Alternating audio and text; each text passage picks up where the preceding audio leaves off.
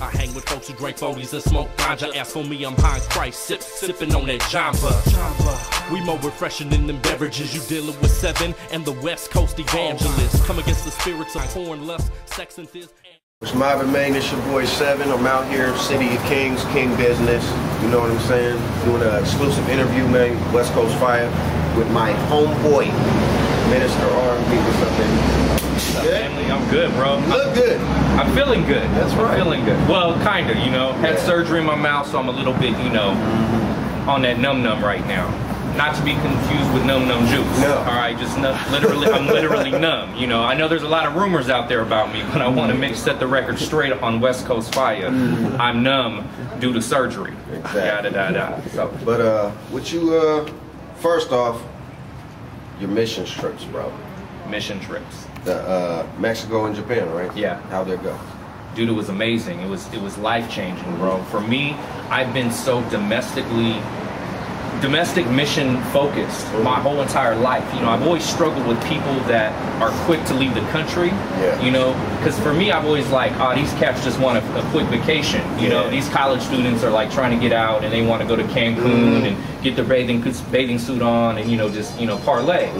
And so I've struggled with it. Not saying that I was like against it. I didn't understand it. So for me, I'm like, I'm going to minister to my own Jerusalem. Yeah. There's plenty of people to minister to in my own backyard, and that's why I started Project 61 for the homeless community. But God really stirred something in me in December last year, and it had been 1 year since my divorce date, and I felt God just told me to get out of the country, and exactly what you and I talked about as far as getting out of the country, man. My heart resonates with that because when I got to Japan, I went there with no agenda. Yeah. I didn't go there with a team of people. I didn't go there with a church.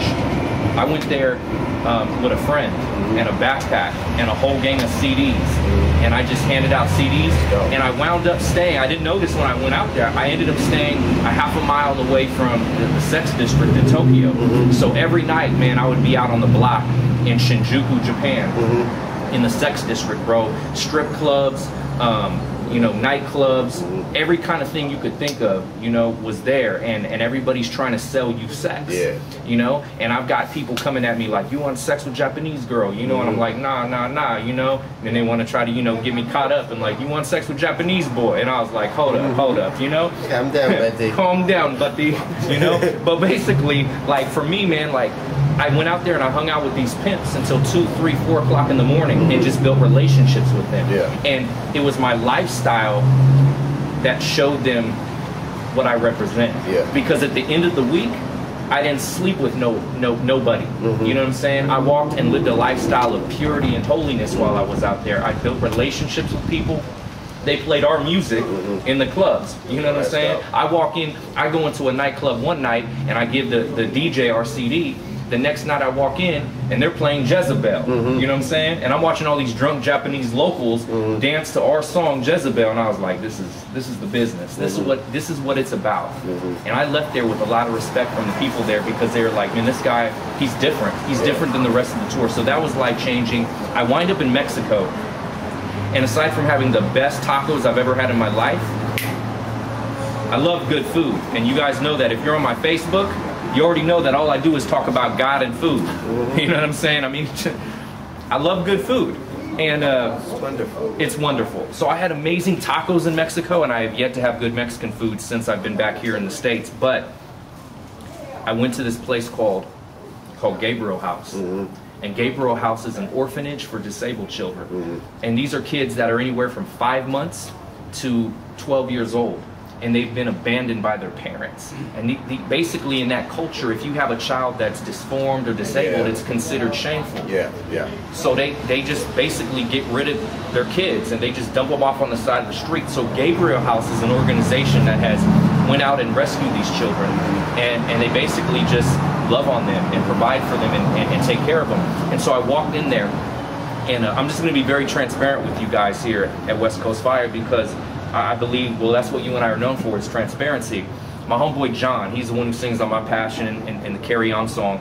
He went with me, and I asked him, I said, dude, how do I tell a woman that she's beautiful in Spanish, you know? Because I was like, I'm gonna go meet my next wife. You know what I'm saying? Just keep it 100. On the mission field. On the mission field, right?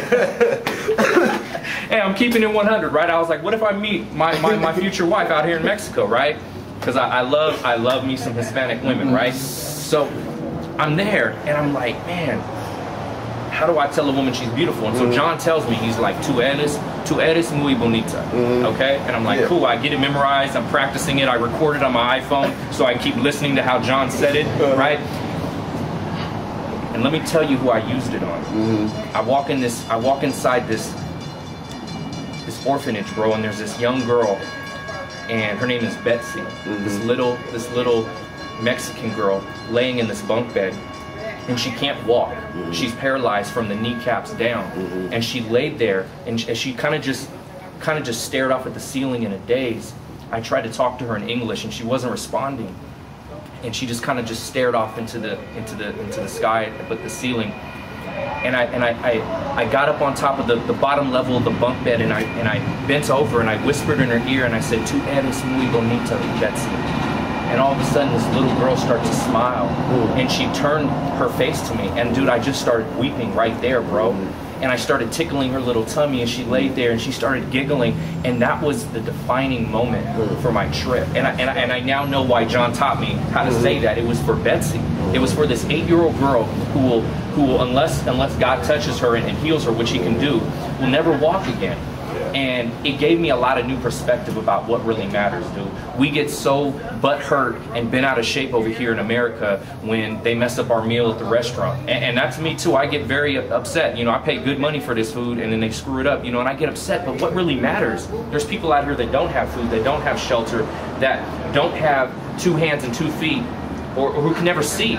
They're blind, you know? And so, and you and I, we can see both actually with our eyes, but also spiritually. Like we're not physically blind and we're not spiritually blind. God has revealed so much to us. And so the mission trips for me were like, they were the business, and I'm already planning 3 more trips for 2011. I don't know where God's taking me yet, and I'm seeking His face because I want to go where He wants me to go. I had an opportunity to go to Haiti this upcoming weekend, and I didn't feel God leading me to go, and so I turned it down. For me, this is not just going because it sounds cool, but it's about actually going because God is calling me there. Amen. So please, all of you guys, pray for me, and I'll be hitting you up when I need a donation. Amen. Amen. Don't you be stingy. Exactly. You know you have 20 and you just want to give me 5, you know. Make it 50. PIMP, put it in my pocket.